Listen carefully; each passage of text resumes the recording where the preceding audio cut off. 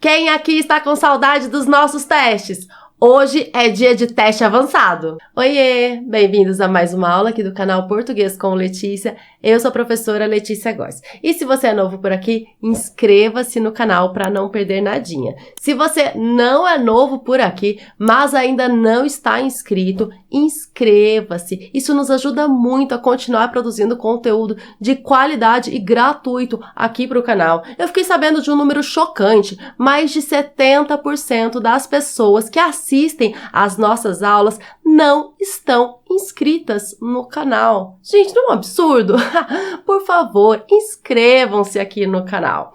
Agora, vamos para o nosso teste de hoje. O teste que eu chamei de avançado, porque eu considero as questões difíceis. Depois vocês me contem aí nos comentários se vocês também acharam o teste difícil. Vamos lá. Primeira questão, primeira frase do nosso teste é de completar. Vocês já sabem, eu começo com questões um pouco mais fáceis, depois eu vou dificultando. São 5 questões, o nosso teste de hoje. Primeira frase. Não espaço imprevistos durante a aplicação da prova. Esse espaço deve ser preenchido com alternativa A, não houve imprevistos durante a aplicação da prova, ou alternativa B, não houveram imprevistos durante a aplicação da prova. E aí, qual alternativa está correta? Se você precisar de mais tempo para pensar, é só pausar o vídeo, que eu já vou trazer a explicação. O verbo haver, com sentido de existir ou acontecer, é impessoal. Isso quer dizer que ele não vai para o plural, ele deve permanecer sempre no singular. Portanto, o correto é não houve imprevistos durante a aplicação da prova. Alternativa A. Professora, mas imprevistos está no plural. Ok, mas imprevistos não é o sujeito do verbo haver. O verbo haver, com sentido de acontecer, não tem sujeito. Portanto, ele deve ficar quietinho no singular. Não vai concordar com imprevistos. Nesse caso, imprevistos é objeto do verbo haver, não é o sujeito. Questão 1, alternativa correta, letra A. Essa é um pouco mais tranquila. Quero ver as próximas. Um pouco mais tranquila para quem já acompanha o Português com Letícia, né? Porque eu falo disso bastante. Se já acompanha e ainda não sabe, deveria saber. Se é novo por aqui, tudo bem, agora aprendeu. Segunda questão.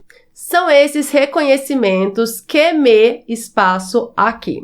Esse espaço deve ser preenchido com letra A, mantém com acento agudo no E, ou letra B, mantém com acento circunflexo no E. Perceba que as duas opções têm o mesmo som, são esses reconhecimentos que me mantêm aqui, mas são palavras diferentes, são flexões diferentes do verbo manter. Para acertar essa questão, você precisa saber sobre acentuação e sobre concordância verbal. Bom, vamos lá. Na letra A, nós temos a flexão do verbo manter na terceira pessoa do singular do presente do indicativo. Qual é a terceira pessoa do singular? Ele. Então, eu mantenho, tu mantens, ele mantém. Singular. Eu vou usar esse mantém com acento agudo se o sujeito da forma verbal estiver no singular. Na letra B, nós temos mantém com acento circunflexo. É a terceira pessoa do plural do presente do indicativo. Então, ele mantém, que é a alternativa A, eles mantêm, que é a alternativa B, com acento circunflexo. Por que aqui nós temos acento circunflexo?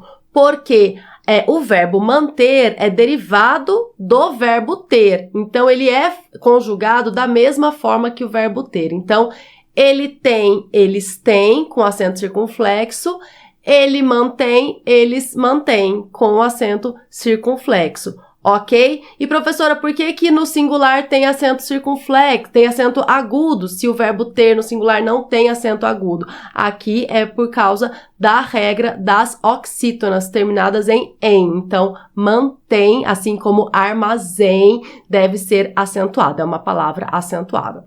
Muito bem, falei um monte sobre acentuação, agora eu passo para a concordância verbal. São esses reconhecimentos que me mantêm aqui com acento circunflexo no plural. Alternativa correta, letra B.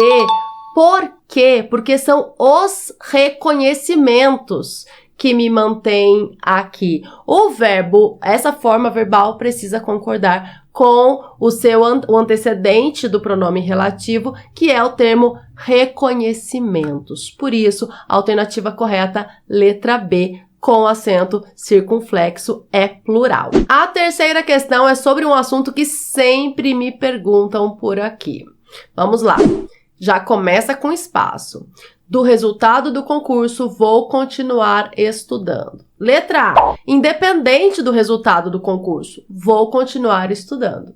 Letra B. Independentemente do resultado do concurso, vou continuar estudando.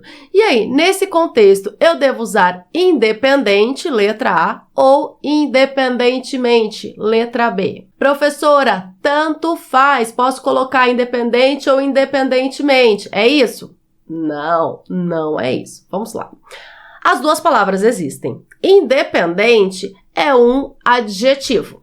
Independentemente é um advérbio. Então, quando eu uso adjetivo para caracterizar um substantivo, ela é uma mulher independente. Então, aqui nós temos o adjetivo independente caracterizando o substantivo mulher. Ela é uma mulher independente. A palavra independentemente é um advérbio. E nesse contexto é o advérbio que deve ser utilizado, que significa de forma independente. Independentemente do resultado do concurso, vou continuar estudando. Então, aqui não cabe um adjetivo, não está caracterizando nenhum substantivo, é o advérbio. Por isso, neste caso, a alternativa correta é a letra B. Independentemente do resultado do concurso, vou continuar estudando. Vocês estão anotando, né, as questões que vocês estão acertando, porque depois eu quero saber quantas questões vocês acertaram, para eu saber se esse teste que eu elaborei é de fato difícil ou não. Como estão vocês aí nos nossos testes? Quarta questão envolve concordância, tipos de sujeito, vozes verbais, tem um monte de coisa aí. Vamos lá. Na verdade, vírgula, espaço, de tarefas que exigiam pouca habilidade. Esse espaço deve ser preenchido com alternativa A, tratava-se de tarefas que exigiam pouca habilidade, ou alternativa B, tratavam-se de tarefas que exigiam pouca habilidade. E aí, tratava-se ou tratavam-se? Por que tanta gente erra esse tipo de questão? Porque quando eu tenho um verbo mais a partícula ser, eu posso ter uma estrutura na voz ativa com o sujeito indeterminado, ou eu posso ter uma estrutura na voz passiva com o sujeito paciente e expresso. Se for estrutura na voz ativa com o sujeito indeterminado, o verbo deve permanecer no singular. Se for estrutura na voz passiva, o verbo vai concordar com o sujeito, que é geralmente o termo que vem depois. Como nós vamos identificar se aqui é voz ativa ou voz passiva, se concorda ou não concorda? Veja, na verdade, tratava-se de tarefas. Aqui o correto é a letra A, tratava-se de tarefas, porque eu tenho um verbo transitivo indireto, já que aqui eu tenho a preposição de. Então, verbo mais partícula C, que nesse caso é o índice de indeterminação do sujeito, mais a preposição. Aqui eu tenho uma estrutura na voz ativa com sujeito indeterminado. Se o sujeito é indeterminado, eu não posso concordar o verbo com o termo tarefas. O termo tarefas não é o sujeito, por isso o verbo não vai concordar com esse termo. É o objeto indireto. Na verdade, tratava-se de tarefas que exigiam pouca habilidade. Agora, quando não houver essa preposição, se for alugam-se casas, aí sim o verbo vai concordar com o termo que vem depois, porque, neste caso, casas é o sujeito da oração. Alugam-se casas. Alugam-se vai para o plural, concordando com casas. Mas não é o caso dessa estrutura, que nessa estrutura o tratava tem que ficar no singular, porque a voz é ativa, o sujeito é indeterminado. Muito bem, expliquei bastante, né, gente? Nessa alternativa 4, nessa questão 4. Então, questão 4, alternativa A. Vocês acertaram a questão 4? Quinta e última questão do nosso teste, e é claro que eu deixei a questão mais difícil para o final, eu sempre faço isso, e depois é claro que eu quero saber se vocês acharam a questão 5 a mais difícil também. Vamos lá! Anotei as peças que, espaço, comprar. Esse espaço deve ser preenchido com letra A, faltava, anotei as peças que faltava comprar, ou letra B, faltavam, anotei as peças que faltavam comprar. E aí, qual a alternativa correta? Aqui nós temos um período composto com duas orações.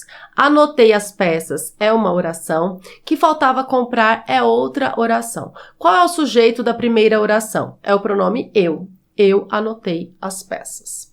Qual é o sujeito da segunda oração? É o verbo comprar.